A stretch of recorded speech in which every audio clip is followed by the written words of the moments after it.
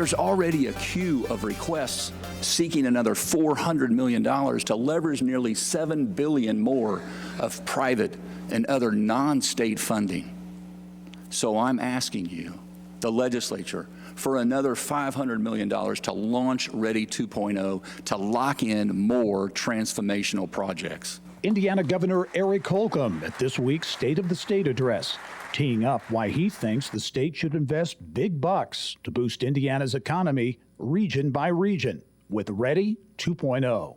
Hello and welcome to Inside Indiana Business. I'm Gerry Dick, coming to you this week from Terre Haute, the heart of the Wabash Valley. We're on US 40, which is Wabash Avenue in Terre Haute. Behind me, the Terre Haute Convention Center. It just opened last spring, and a big part of the convention center's future dependent upon potential READI funding. Much more development along Wabash Avenue. The historic Holman and Company building is part of that picture as well. The Wabash Valley region got $20 million out of the deal. READI 1.0, if you will, money going to economic development and quality of life projects like expanding the outdoor space at the Terre Haute Children's Museum, creating a new West Central Indiana business hub at the old Holman building, and big upgrades to enhance the music experience at the Mill in Terre Haute.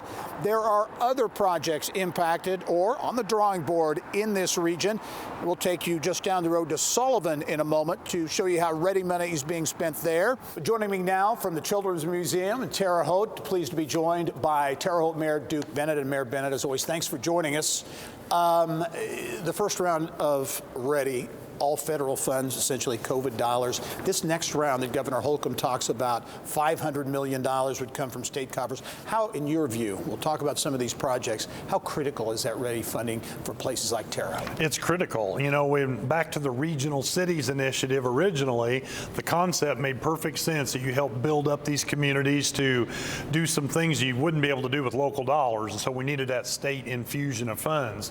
READI 1 kind of opened the eyes of a lot of folks then about, well, what are these projects? What are going to bring people to our community or keep people in our community? And so I think that was the main focus, those quality of life initiatives, those kinds of things. Now with READI 2 coming, obviously they feel like the first one was successful. How do we continue to build upon that? So I'm happy and supportive of them continuing the program. A number of projects, and these really are aimed at talent, right? Keeping talent, keeping people home, and attracting new talent into the region. The Children's Museum here is a great example. 60,000 plus visitors before the pandemic.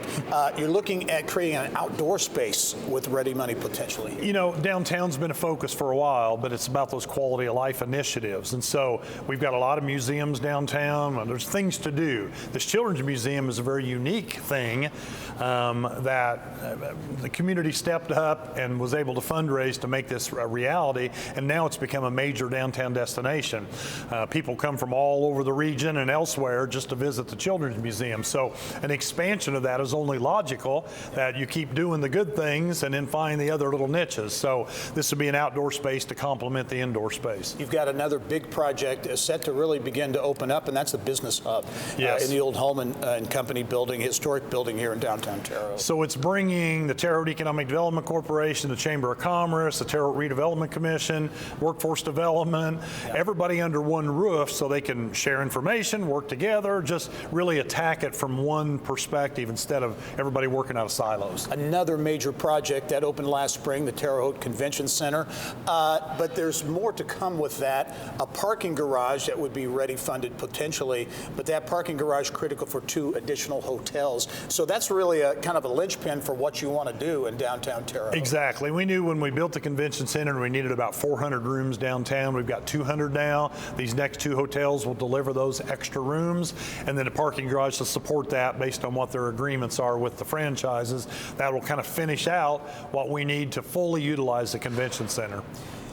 Put a bottom line on it, Mayor, and there are other, as I travel around the state, I hear from mayors and others about these READI monies, how important they are. But without that money, you wouldn't be able to do it.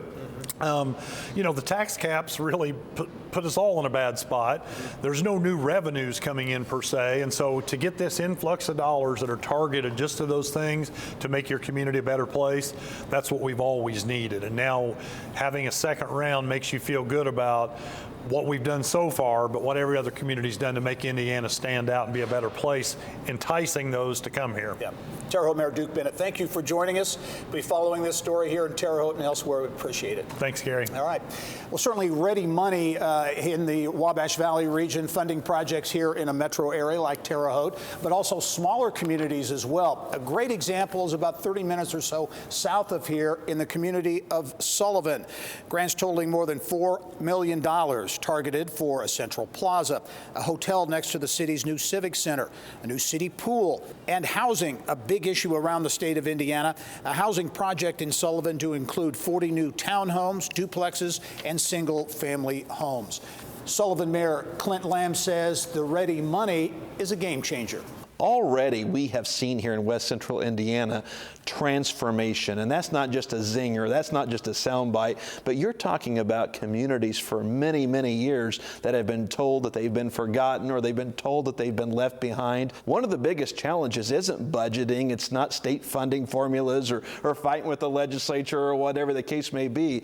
It is the apathetic nature of a lot of these rural communities. And to see this type of investment, it's unheard of, right? It truly is transformational. Mayor Lamb says there's no question that Sullivan was ready for READI. He's optimistic more READI funding will continue momentum in that Sullivan County community.